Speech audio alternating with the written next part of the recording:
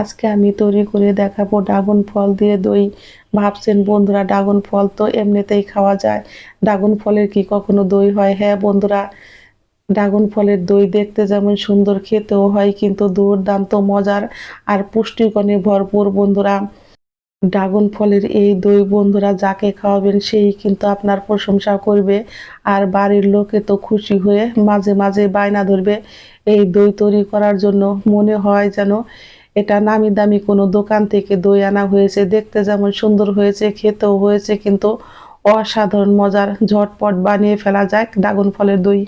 যারা নতুন আছেন তারাও বানাতে পারবেন। মনে হবে যেন এই দইটা নামি দামি কোনো দোকান থেকে আনা হয়েছে, খেতে হয়েছে এতটাই পরিমাণে মজার। আমার ছেলে বায়না ধরেছে ড্রাগন ফলের দই খাবে, সেই জন্য আমি এখানে কিন্তু দুধ নিয়েছি 3 কেজি। 3 কেজি দুধকে আমি কিন্তু 1.5 কেজি পরিমাণে জাল দিয়ে ঘন করে নিয়েছি। আর দুধটা কিন্তু এইরকম পরিমাণে ঘন রাখবেন বন্ধুরা। এখন আমি এর মধ্যে দিয়ে দিব 3 চামচ পরিমাণে চিনি। যেহেতু দুধটা আমার জাল দেওয়ার পরে ঘন হয়ে গেছে, আর দুধটা কিন্তু ঘন হলে এমনিতেই মিষ্টি হয়, সেই জন্য আমি একটু মিষ্টির পরিমাণটা কম দেব। যদি আপনারা মিষ্টির পরিমাণটা একটু বেশি খেতে চান তাহলে আরেক চামচ বাড়িয়ে দিতে পারেন। আমি কিন্তু 1.5 কেজি দুধের জন্য এখন এর মধ্যে দিয়েছি 3 চামচ পরিমাণে চিনি। চিনিটা দিয়ে কিন্তু চুলার আঁচটাকে বাড়িয়ে দিয়ে আমি কিন্তু দুধটাকে এইভাবে আবারও একটু বলক দিয়ে নিব, যাতে চিনিটা আমার সম্পূর্ণভাবে গলে যায়। হ্যালো বন্ধুরা, সুলতা কুকিং রেসিপির পক্ষ থেকে সকলকে জানাই স্বাগত। এই পর্যায়ে আমার ড্রাগন ফলের দইয়ের রেসিপি একটু যদি ভালো লেগে থাকে অবশ্যই একটা লাইক কমেন্ট শেয়ার করতে ভুলবেন না, এবং যারা আমার নতুন বন্ধু আছেন অবশ্যই একটা সাবস্ক্রাইব করবেন। আমার নতুন এবং পুরাতন সকল বন্ধুদের জানাই আমি অসংখ্য ধন্যবাদ। দুধটা কিন্তু আমি জাল দিয়ে এইরকম ভাবে ঘন করে নিয়েছি, আর দুধটা কিন্তু আমি চুলার আঁচটাকে কমিয়ে আস্তে আস্তে ঘন করে নিয়েছি, কারণ বন্ধুরা আস্তে আস্তে দুধটা কিন্তু ঘন করলে সেই দুধের দইটা খেতে কিন্তু বেশি পরিমাণে মজার হয়। চুলার আঁচটাকে কমিয়ে আমি কিন্তু দুধটাকে এরকম ভাবে ঘন করে নিয়েছি বন্ধুরা। মনে হবে যে খিরসার মতো। দইটা খেতে এতটাই পরিমাণে মজার হয়। আর চুলার আঁচ কমিয়ে দুধটা এভাবে জাল দিলে কিন্তু একদম কালার সুন্দর ক্রিমের মতো কালার চলে আসে। আমি এখন গ্যাসের চুলাটা বন্ধুরা বন্ধ করে দিব। বন্ধ করে দিয়ে কিন্তু আমি অনবরত চামচের সাহায্যে নাড়তে থাকবো যাতে আমার দুধটা ঠান্ডা হয়ে যায়। আর এইভাবে ঠান্ডা করে নিব যাতে আমার হাতে সয়। বন্ধুরা এখানে নিয়েছি আমি ছোট সাইজের একটা ড্রাগন ফল।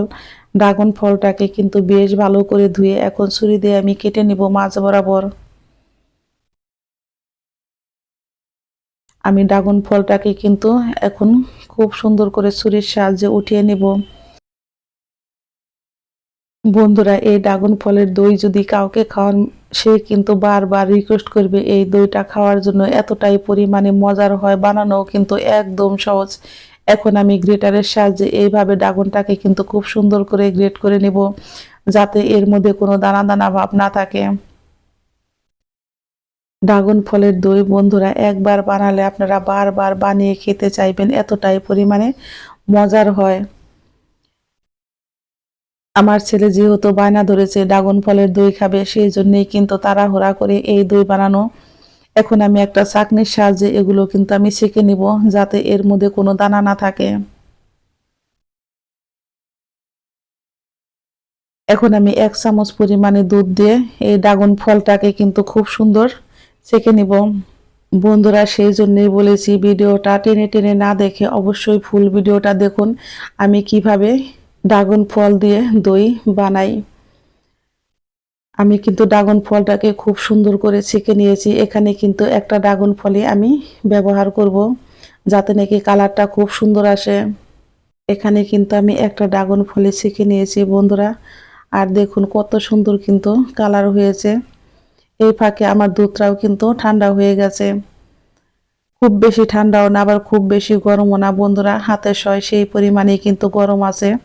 এখন আমি এর মধ্যে দিয়ে দেব ড্রাগন ফলের রস। বেশ ভালো করে নাড়তে থাকবো যাতে এর রংটা খুব সুন্দর করে মিশে যায়।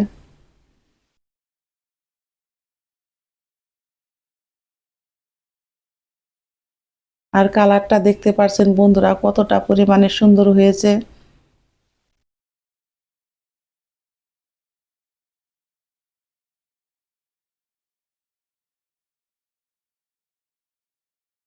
আমি কিন্তু আজকে মাটির পাতিলে দই তৈরি করব, আর এই পাতিলটা কিন্তু আমার বেশ পুরানো।